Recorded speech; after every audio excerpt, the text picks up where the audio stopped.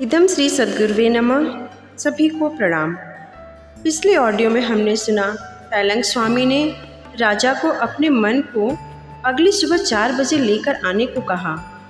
क्रमशः उस राजा को उस रोज ऊहापोह भारी रही, परंतु चाहकर भी वह उस भेंट को रद्द न कर सके। तैलंग स्वामी थे ही इतने मोहक एवं चुंबकीय।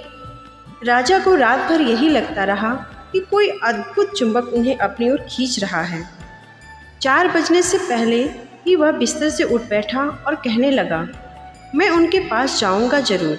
वे थोड़ी सी बहकी हुई बातें करते हैं तो क्या हुआ, पर उनकी आंखें कहती हैं कि उनके पास कुछ अवश्य है। ऐसे ही सोच विचार करते हुए वह तैलंग स्वामी के पास पहुंच गया। पहुंचते ही उन्होंने कहा, आ गए तुम, कहाँ है तुम्हारा मन? राजा बोला, आप भी कैसी बातें करते हैं स्वामी जी, मेरा मन भला और कहाँ होगा, वह तो मुझ में ही है।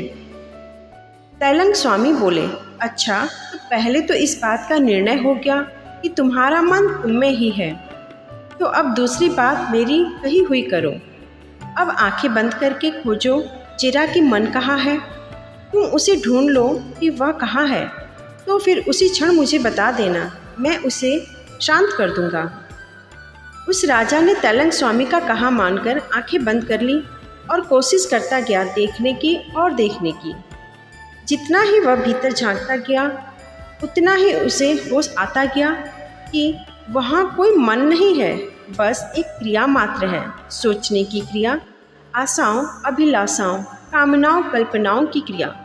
उसे समझ में आ गया कि मन कोई ऐसी चीज़ नहीं जिसकी ओर ठीक से इशारा किया जा सके। लेकिन जिस क्षण उसने जाना कि मन कोई वस्तु नहीं, उसी क्षण उसे अपनी खोज का बेतुकापन भी खुलकर प्रकट हो गया।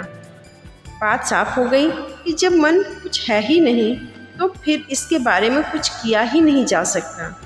यदि यह केवल एक क्रिया है तो बस उस क्रिया को क्रियान्वित करो। यदि वह गति की भांति चाल है तो मत चलो। यही सोचकर राजा ने अपनी आंखें खोल दी। तैलंग स्वामी मुस्कुराने लगे और बोले, आ गई बात समझ में?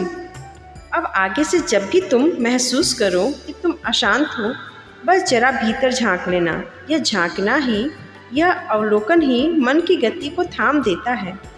यदि तुम पूरी उत्कटता से झांको तो तुम्हारी सारी ऊर्जा एक दृष्टि बन जाती है।